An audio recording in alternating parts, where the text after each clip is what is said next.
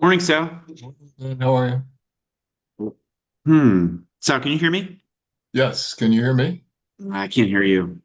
Hmm. I'm gonna leave and come back. Well, it might, okay, might be me.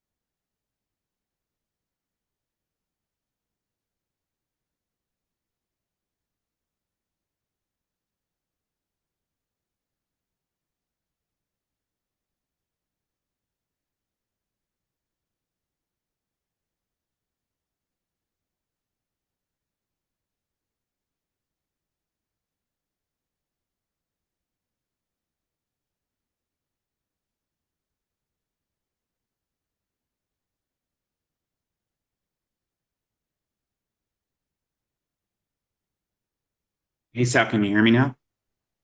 Yes, can you hear me? Yeah, Oh, thanks. Yep. okay, good. Yeah. How's it going?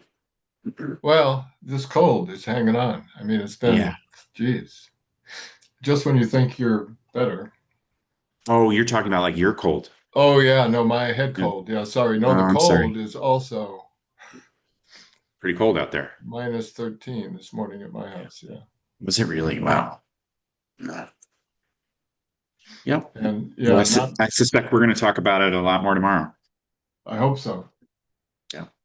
I hope we come to some conclusions tomorrow. We'll Yeah. see.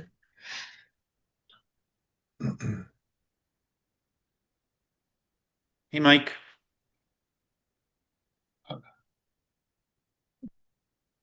So I sent you a note on a potential executive session today. Yes. Mm-hmm. We talked about that last time, and then Stephanie and Yep. I talked yesterday before she sent it. She sent everything confidentially yesterday, the all the files and stuff because she wasn't quite sure Yep. about some of the Um, info. yep.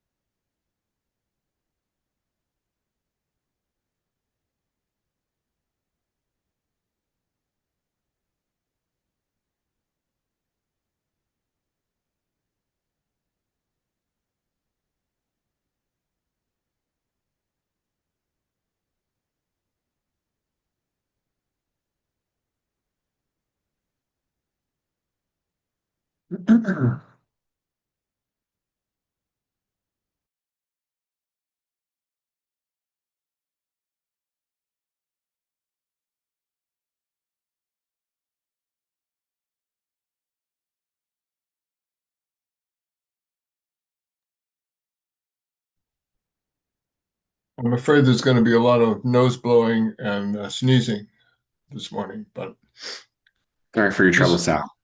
just waiting for Stephanie. Ah, there she is.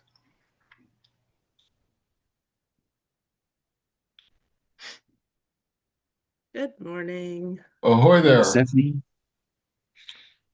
Okay, the gang's all here. I will call the meeting to order. Um, any changes to the agenda? Hearing none, the agenda is accepted as is. Um,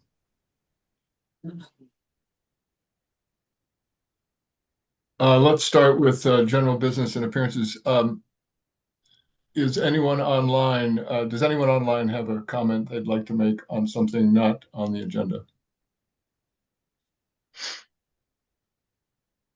Okay. So No, I'd go like ahead, to Ben. make I'd like to make a comment real quick, just about, I want to acknowledge the NBRC announcement from yesterday and just say congrats to Mike and the team. I think that that's a huge step forward for this project and demonstrates a lot of confidence from the administration, which I think is really important for this project moving forward. So just like one step after another, making progress, it's really nice to see. So just want to commend Mike and the team for putting in that application and for getting the grant.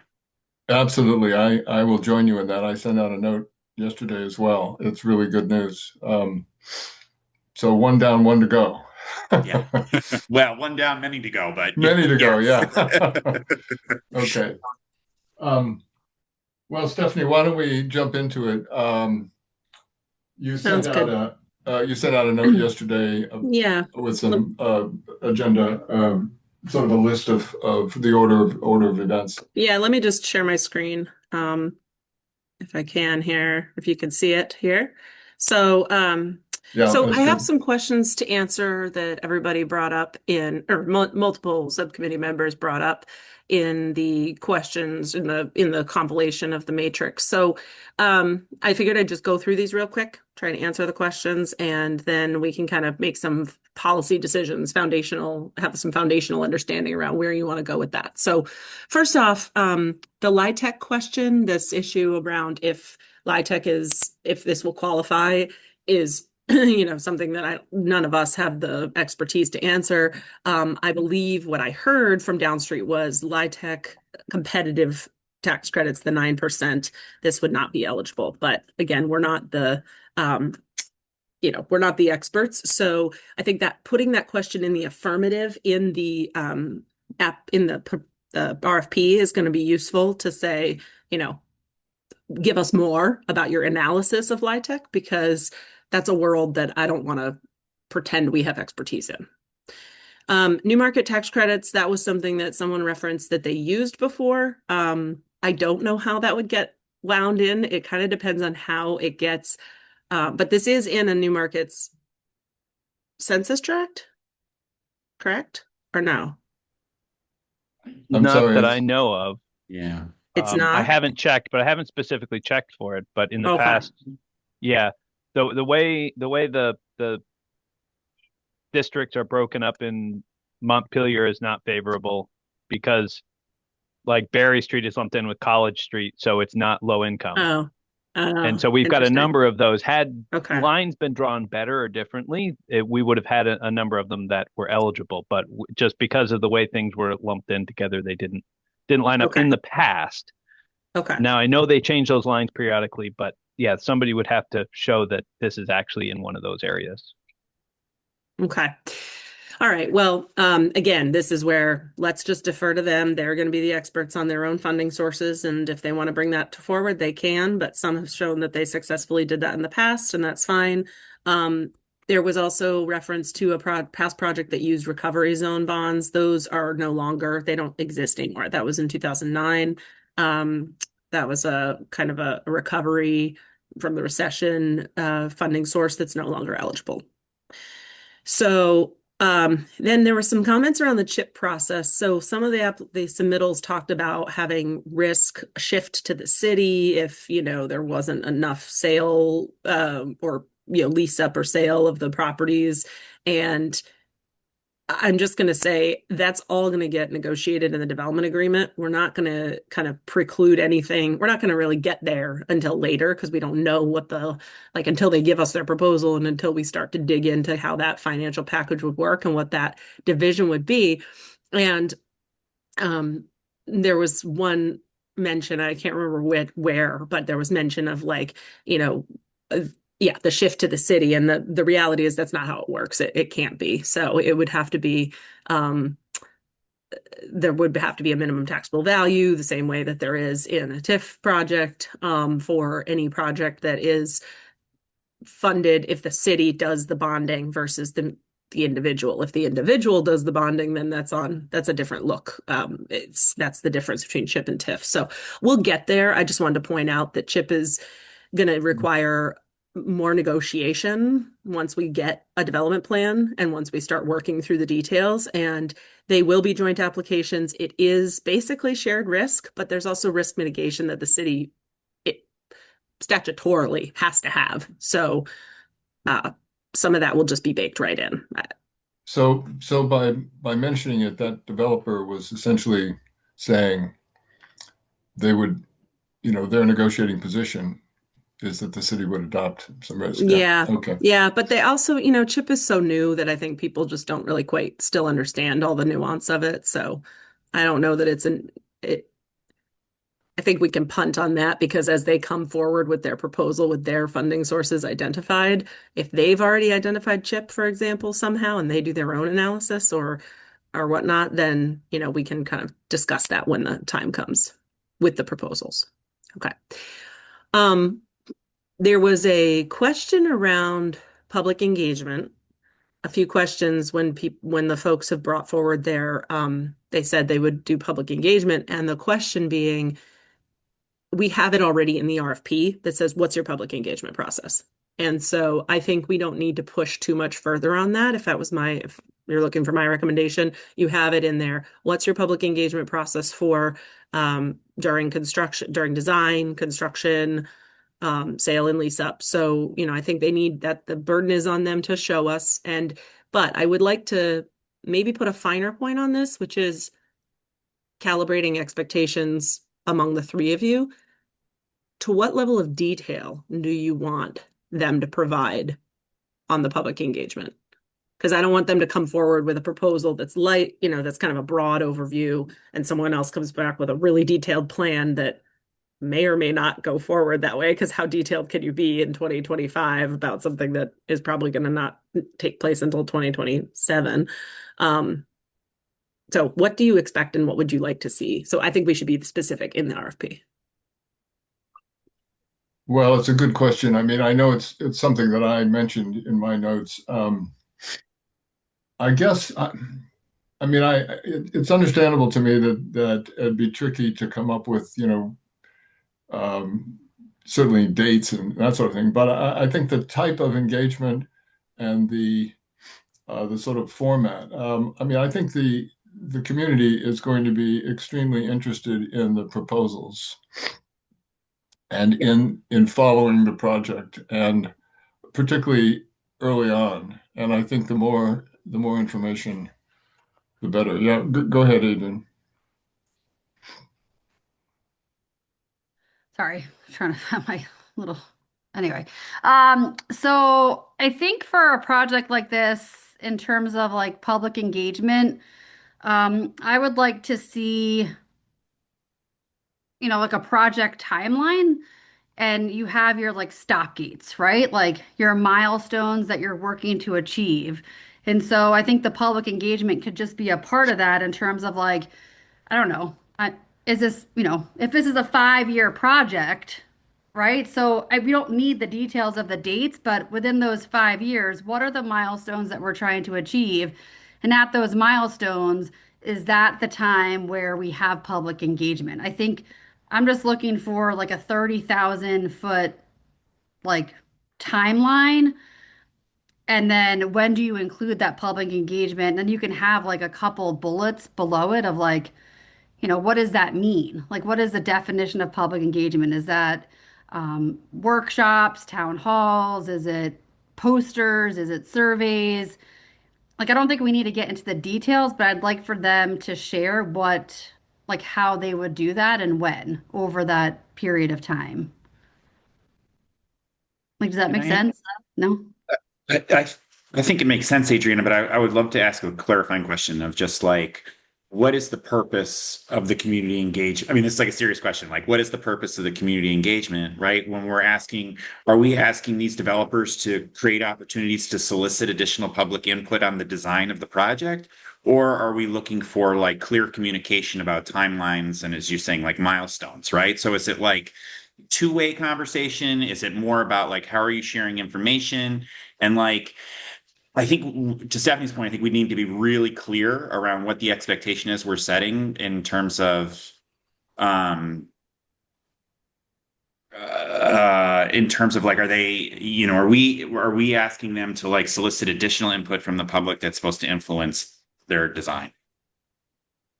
So this is what I had in my mind, and I don't know if this is right or not. That's why we're having these discussions. So when we did the East State Street project, right? So I feel like that communication and public engagement was really nice as like an example of something that worked well. So we did, um, with the businesses there, I forget the guy's name, sorry, but the gentleman who was in charge of like working with the businesses and like sharing updates, like I think that was a good example for me in my mind of public engagement.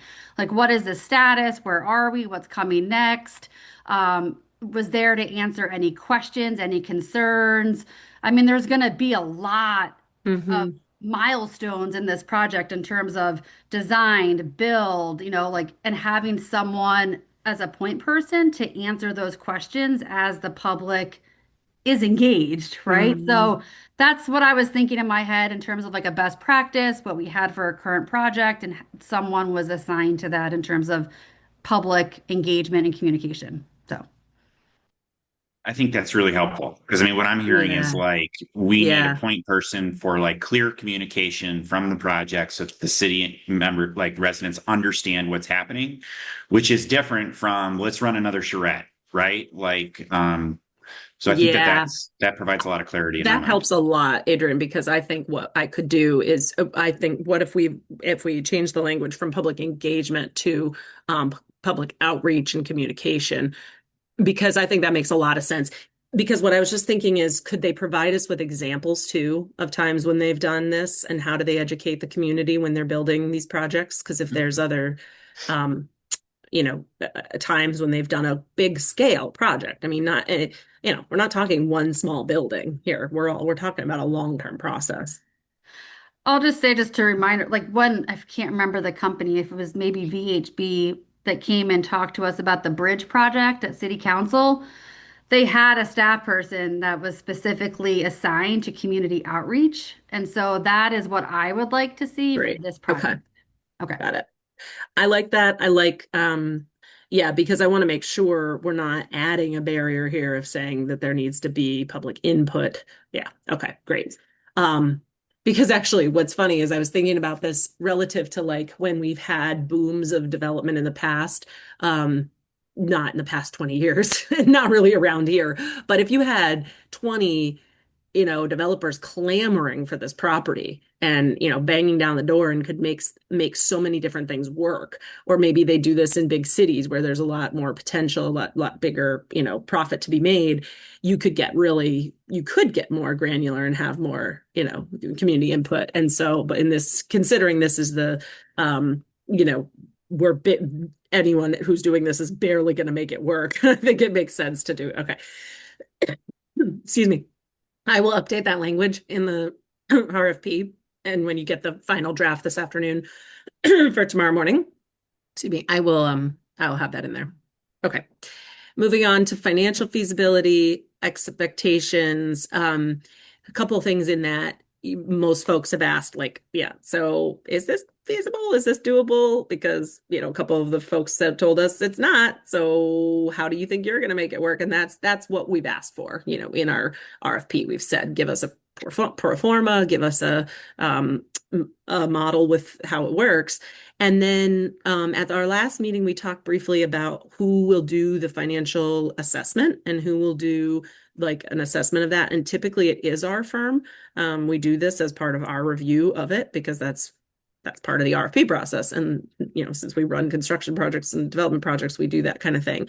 In this case, we talked last week about the idea that it may make more sense to have a third party involved, in part because, quite frankly, there's going to be a log jam with me. Like I'm really low on bandwidth, and we've eaten up a lot of contract on this already. So I just want to make sure we're putting the right resources behind it and making sure that it's got enough thorough time for review. Because if there's 5 financial plans, I think that deserves an additional look. So, and it would probably be helpful to have a diverse array of folks helping and contributing perspective. And then the last one is rent to own. So rent versus own. So there were a couple of different proposals that had either fully rental or fully homeowner, and we didn't specify in our RFQ that we needed it to be one, the other, or both. We said just give us what's the mix or what's the proposal. So I don't want to I urge you not to disqualify anyone because they just proposed either purely rental or purely home ownership, because that wasn't, I mean, you're allowed to because if it doesn't sit right, but they did meet the requirement, just putting that out there. And then the question is, if you really do want to see something different, then we need to change that in the RFQ or RFP, I'm sorry, and make it very, very clear. Now, a couple of them we could go back to with specific questions, as we've talked about. We have a list of questions to go through this morning, but specific questions for some of the developers to say, would you consider XYZ?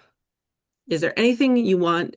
Keep that in mind, I guess, if there's anything you want to change in the RFP itself before we get to the individual questions, just if we want to change that in the RFP. Stephanie? Go ahead, Ben. Sorry, real quick. Maybe we're going the same place, Sal. If we could go back to the financial feasibility assessment, just question for just 1 second.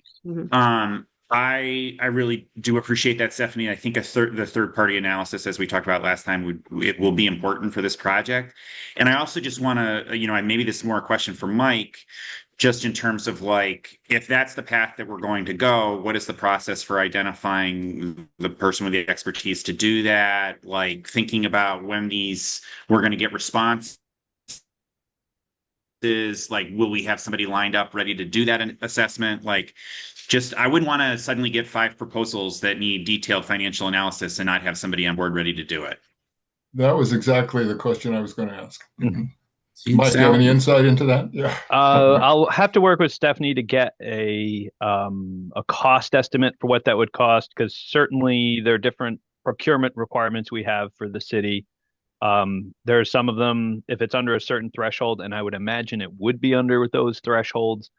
If Stephanie were to get us 3, we could, either Stephanie or I could reach out, get 3 proposals, do a quick review, and bring that to council. Yep. Boy, but it would, we're probably looking at what our calendars look like. I think the next week is the last council meeting for this year. I don't know. We don't need to have it till February 4th. Don't need to have it till February. So we would look at a time in January. We'd grab 3. We'd do a quick review. There aren't dozens of them in the universe. So we would probably, working with Stephanie, we'd come up with 3, get some proposals from each of them, and then bring them back to council. There may be people that this subcommittee knows about that does this kind of work that could get those names to you too, Mike. I can give you some names, and then the subcommittee, if they know of anybody, they could get you names too. I just want to make sure it's being. I think sourced. Stephanie and I probably know some of the same names that do this kind of work, but I mean, I would also just, Mike, I think like asking VHFA, like that, could they make recommendations for this kind of thing? Anyway, there are people. I don't think there are dozens of people who do this work, but there are people who do this work. And my only point is, I don't want to wait till we get the responses to start looking for that person. I think we just need to get somebody identified and on board in anticipation of getting the proposals. From a project management perspective, I'll make sure, that I work closely with Mike to get that lined up. Yeah. And if Stephanie has, and I don't know if this is within or in addition to an outside piece of Stephanie's contract. So I don't know, but if it's within her contract, she may have the right to subcontract with somebody else. Now, obviously, people have been asking for kind of more independent, so we probably still want to approve that. If this is a sum in addition to, we're taking a piece of Stephanie's contract out and hiring somebody else to be the third party, or if Stephanie stays the same and we're putting something in, we just have to understand the contract differences as well. If this is outside, Mike, I have money in my budget for a small amount. I've got up to $7,000 in my budget. I could hire somebody. Mike, I'll work with you between now and February. Yeah, if we have options. Yeah. There are ways of getting from here to there. Yeah, exactly. Okay, great. Sal, did you want to comment on something with the rent versus own? I think that's where we left off. Well, no, I mean, I'm not thrilled with the proposals that, have proposed all rental or even 240 rental units. I wonder about, what that's based on. Do we have a need for that? Is that upset the balance of rent and own in the city? And I just don't know the basis for that. Or is it simply the specialty of the developer? And, that's fine if Or just how the financial aspect of how it the works. financials work. And Yeah. and so if people are going to propose that, I guess I would like to understand a little better the basis for that decision. My sense is that a mix of ownership and rental, a more balanced mix, would be ideal. But that's, again, what's that based on? So Mhm. we Yeah.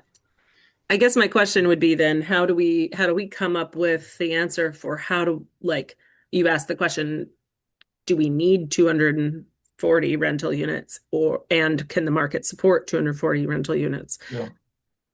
Who can answer that question, Mike? Like, is that something that, I mean, from a housing, or there we go, Matt. Ben was at the meeting. We had this discussion at the housing meeting about a housing needs assessment, and kind of it seems like it was the consensus of the housing committee that it was basically self-evident that we needed everything and a lot of it, and that doing a greater assessment would just tell us what we already imagine. I'm wondering if we can build into the RFP process their assessment of the housing market and needs, and so they can justify, oh, well, when we looked at the Okay. market, we saw X, and that's why we proposed Y. Sal, Does how that does make that sit? No, that sounds like a good approach. Yeah. Yeah, I like that. It's having them explain, the basis for their decision. Makes sense. I mean, yeah, they're not going to build something that's not going to lease or sell. That's Yeah. their goal anyway. So, okay. All right. That answers those questions. Thank you. Any other questions off the top before we get into submissions? Okay. I defer to the committee about how you want to do this, but we do have a matrix, quantitative and qualitative, to go through with your responses collected. So do you want to, and some of that has not been publicly distributed. So, the individual, all of it has not been distributed. So none of the submittal teams have seen that, but they will see it when it's finalized. Right. And So it seems like, yeah, go ahead, Sal. Well, I'm just wondering what our concerns are for them seeing it, 2 days in advance. Just in terms of it's still being workshopped about what kind of feedback as you evaluate the different criteria, and your thought process on it.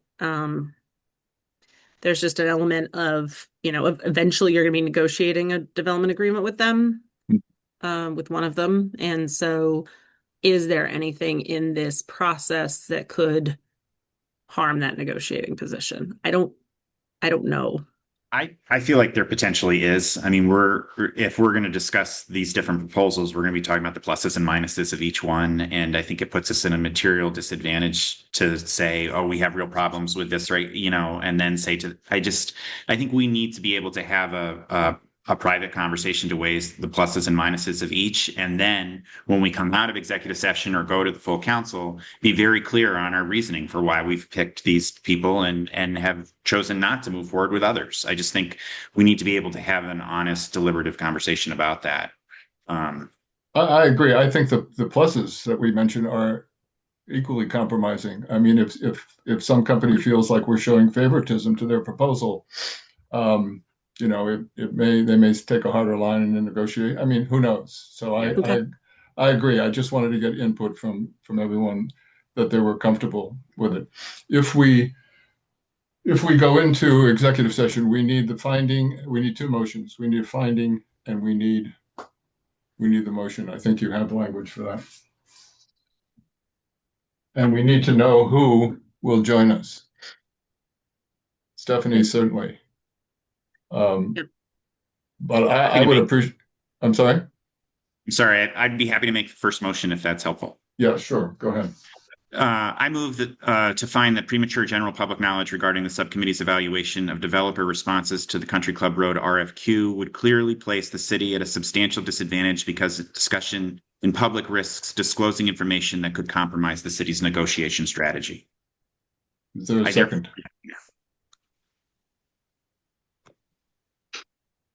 Second. Sorry, it takes me a minute. Second. Any discussion? All in favor? Aye. Aye. Aye.